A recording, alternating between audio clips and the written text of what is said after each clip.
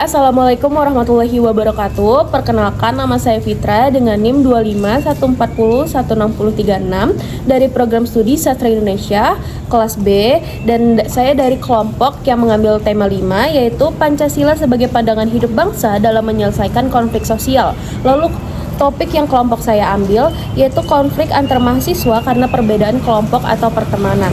Nah, wawancara kali ini saya bersama mahasiswi dari Fakultas Ilmu Sosial dan Ilmu Politik, Program Studi Ilmu Komunikasi. Di sebelah kanan saya ada Apriliana Heranita. lalu di sebelah kiri saya ada Alzena Zahra Adita.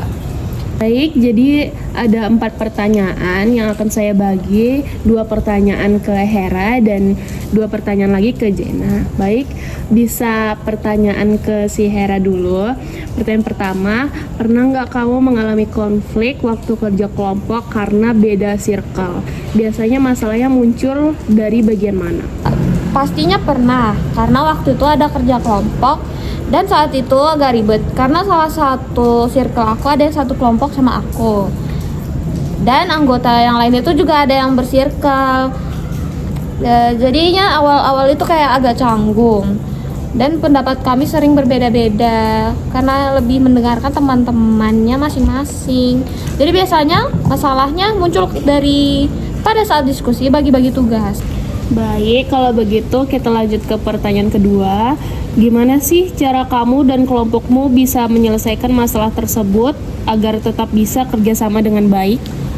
Jadi biasanya biar bisa bekerja sama dengan baik, kita itu diskusi secara tatap muka. Jadi biar nggak terjadi kesalahpahaman, jadi kita samain dulu pendapat kami dan kami juga memutuskan untuk fokus untuk mengerjakan tugas kelompok kami dan tidak membawa masalah dari luar. Akhirnya kita sih bisa kompak, juga malah lebih akrab. Oke, kalau begitu kita lanjut ke 2 pertanyaan untuk Zena. Pertanyaan pertama itu ada, kalau kamu diajak untuk masuk ke dalam suatu kelompok pertemanan atau circle dan seiring berjalannya waktu kamu malah merasa kalau kamu itu cuma dimanfaatin, misalnya dalam pengerjaan tugas atau sebagainya, tindakan apa sih yang akan kamu lakukan untuk menyikapi kondisi tersebut? Oke, jadi kalau tindakan yang bakal aku ambil itu mungkin yang pertama konfrontasi ya.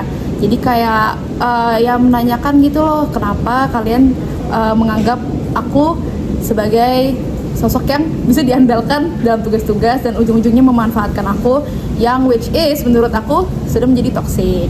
Dan tindakan yang kedua tentunya aku akan mungkin untuk menjauhi perkumpulan tersebut karena aku sendiri tidak mau untuk dimanfaatkan. Bagus sekali ya jawabannya dari Zena.